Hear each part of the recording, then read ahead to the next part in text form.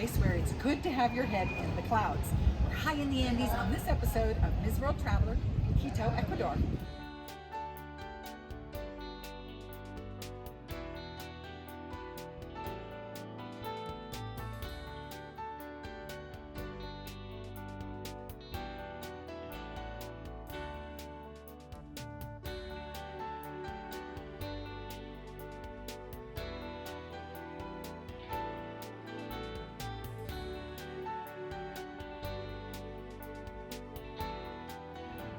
Hi friends, I'm Ms. World Traveler Carrie Damiano, and I'm taking you on an adventure to discover style, design, fashion, art, and antiques in great shopping destinations across the country and around the world. Come with me.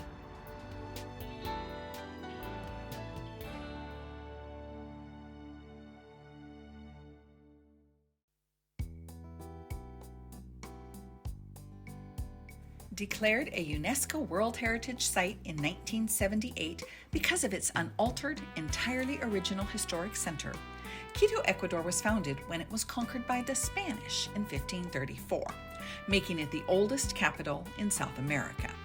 It sits high on the eastern slopes of the active Pichincha volcano at an elevation of 9,350 feet above sea level.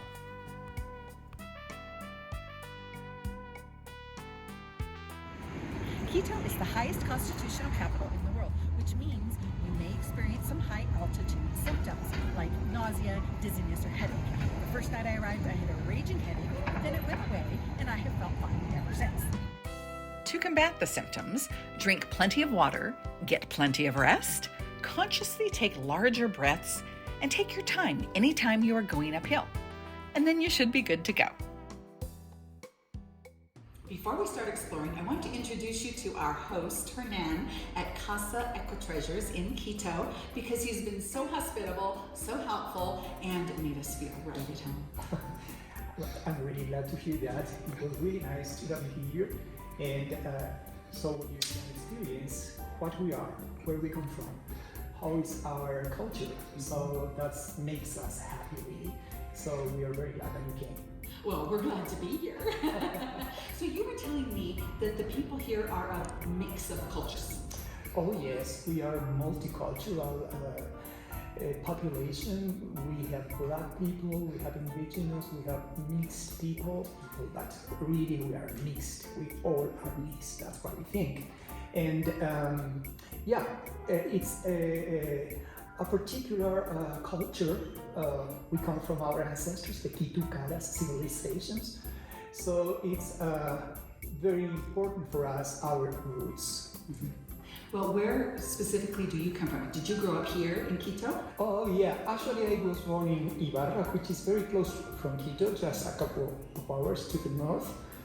And I was born there, and I came here when I was really lucky. I lived all my life in Quito. And then how long have you had this hotel? Just a bit from 2017, we inaugurated. It's a small one, an eco-friendly and experienced hotel, a boutique. And unfortunately, the pandemic, we had to close about a couple of years. But we're doing good. We're doing good. Well, it's an old house, right? Built in 1946? Exactly. Okay, so it's been here a while. You came in, you redid the whole thing, Absolutely. And it was quite a thing to get it redone, wasn't it? Oh, yeah. That was terrible because it was absolutely damaged. We have to change everything, and restore it was a really complicated job. But we made it with the help of the municipality, because they have an institute that they are in charge to supervise, because they want us to keep exactly like it was. This is a colonial style house, even that it's in 1946 was built, but with a colonial style. Well, we have felt so at home here, and we just really thank you for your hospitality, and it's been so nice to have you as our resource, right? For where do we go here? What do we do now? So you've been really helpful. We really appreciate it. No, you're very welcome. It really was a pleasure to have you here, and hope you come back. Sure. After a scrumptious breakfast prepared by her nun, the thrill of meeting new people and finding interesting shops to visit beckoned, and we headed out with the altitude in mind. So when you're walking up a hill, be sure that you're breathing heavy and go slow so that you can acclimate to the ascent. And always keep your umbrella or your coolie bar with you, because the sun is directly overhead and it's very intense, and this will protect you from burning.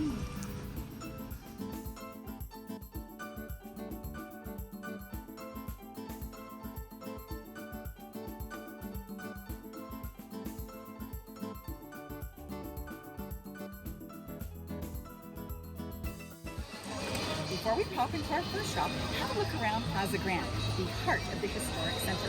There's always something happening here. In fact, since I've been here, there have been demonstrations, tour groups, musical performances, and just families out enjoying the mild weather.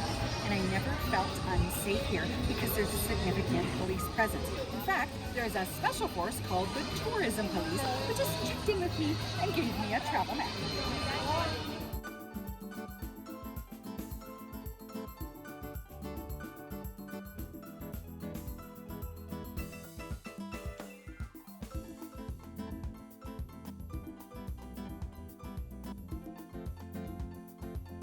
Just a few blocks from Plaza Grande, I found Sombreros Lopez, and in keeping with the longevity of the area, they have been hand-making hats since 1920.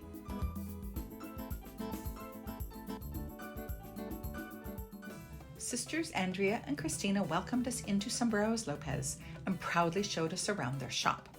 One of the first things that grabbed my attention was the wall of hats behind the work table, encompassing virtually every style imaginable throughout the decades.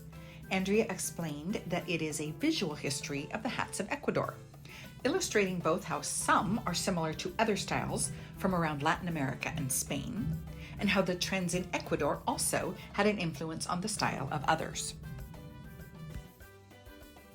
Next, she explained the types of hats they make today, which mainly focus on hand-formed felt and woven straw hats. And then I learned something quite astounding. Panama hats actually originated in Ecuador. Yes, you heard that right. Another thing I found fascinating is that every hat is made right here with the same tools and techniques her great-grandfather began with when he opened the store in 1920. It has been family-owned ever since and has been worked and run by 3 subsequent generations of the Lopez family. Then we moved on to the process of how the felt actually becomes a hat. First, it must be steamed to make it soft and malleable before it is hand-pressed over a round model to mimic the shape of a head. Following that, for the felt to be forced into its permanent shape, a heavy, cumbersome press is used, and the girls joked that it sure gives them a good workout. Lastly, once the hats are completely dried and solidified, the decoration, embellishment, and creativity can begin.